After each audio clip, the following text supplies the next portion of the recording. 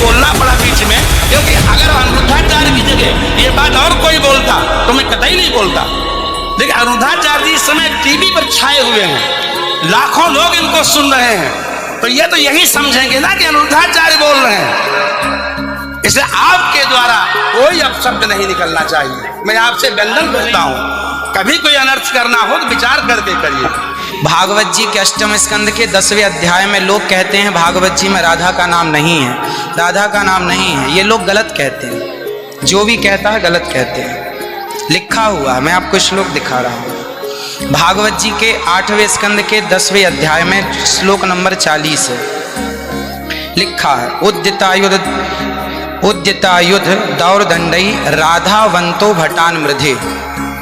राधावंतो लिखा, स्पष्ट लिखा गुरुजी। ऐसा है, नाश मत करिए। आधावंत है, आधावंत में दौड़ते हुए या संधि हो गई है गुरुजी। नहीं नहीं, ये गलत बात है।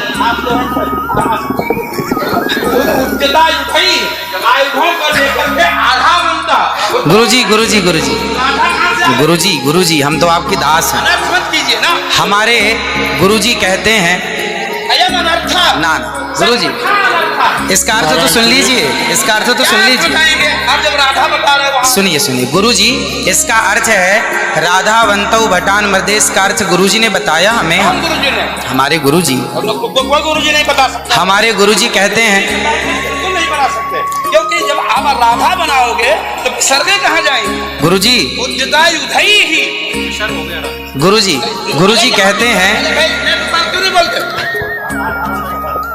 गुरु। शब्द है। अब चलिए भागवत जी में दूसरा है बधू। बधू प्रयोग हुआ है, बधू प्रयोग हुआ है। तो बधू का प्रयोग ये है कि वहां श्री राधा रानी का ही स्मरण है। नहीं, लोग कहते हैं राधा नहीं है, तो राधा जी का जिक्र तो कई जगह है। राधा पदवाच्य बधू इसका अर्थ संकेत अर्थ हो या लक्ष्यार्थ हो और गंगार्थ हो, इन तीनों अभिधावृत्तियों के द्वारा राधा शब्द एक भी जगह भागवत में नहीं है। इसलिए जहां बधू शब्द है वहां भी अर्थ राधा है। जहां बधू है, ऐसे भूमि का अर्थ जल भी होता है। जहां राधा है, जहां बधू है वहां राधा है। ऐसे थोड़े होता है। जहां आप जैसे लोग देखिए, आप विश्व हमारे गुरुजी ने बताया, ये हमारी क्या ताकत की हम बताएं? शब्द ही अर्थानाम अभिव्यक्ति त्रिभिन्न भवति। इनकी बात सारा विश्व सुनता है।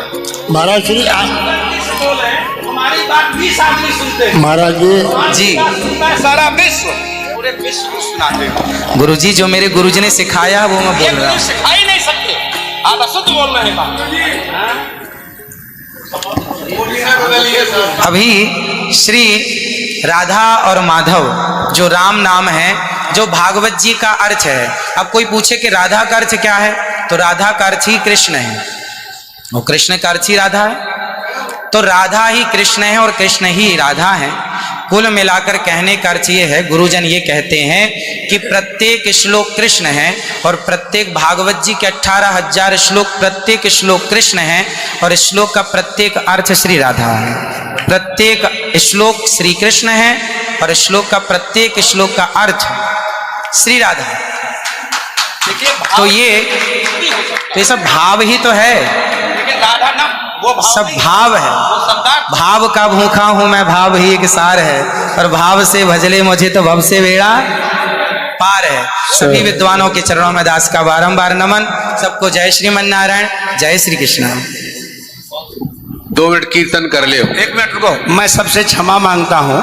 मेरा अनिरुद्धाचार्य के प्रति बड़ी श्रद्धा भाव है, बड़ा आदर है, लेकिन इनकी वाणी चूंकि पूरा विश्व सुन रहा है, ये चैनलों पर आते हैं।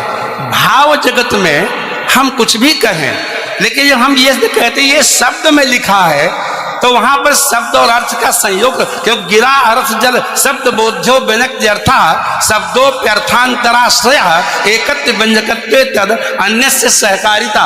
ऐसा हो ही नहीं सकता कि कोई अर्थ प्रकट हो और उसके मूल में शब्द न हो।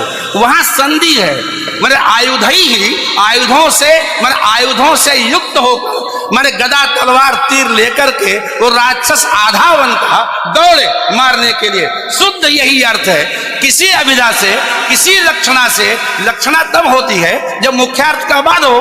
मुख्यार्थ का बाद हो ही नहीं सकता। श्रीधर स्वामी बता दें, विश्वनाथ चक्रवर्ती बता दें, अनुचार प्रकाश का बता दे, चूड़िकाकार बता दे, और छोड़िए उन बातों को। आपके गुरु जी के पिताजी ने भी टीका लिखी है, उसी पुस्तक को अभी मंगाया जाए। अगर उसमें राधा शब्द हो, मैं मुंह नहीं दिखाऊंगा कभी। ऐसा हो ही नहीं सकता। अर्थ का अनर्थ है। नहीं, हमको कष्ट यह है कि हमको बोलना पड़ा बीच में, क्योंकि अगर अनिरुद्धाचार्य की जगह ये बात और कोई बोलता तो मैं कतई नहीं बोलता। देखिए, अनिरुद्धाचार्य जी इस समय टीवी पर छाए हुए हैं, लाखों लोग इनको सुन रहे हैं, तो ये तो यही समझेंगे ना कि अनिरुद्धाचार्य बोल रहे हैं। इसलिए आपके द्वारा कोई अपशब्द नहीं निकलना चाहिए। मैं आपसे वंदन करता हूं, कभी कोई अनर्थ करना हो तो विचार करके करिए। मैं और कोई बात नहीं, सबको क्षमा मांगता हूं।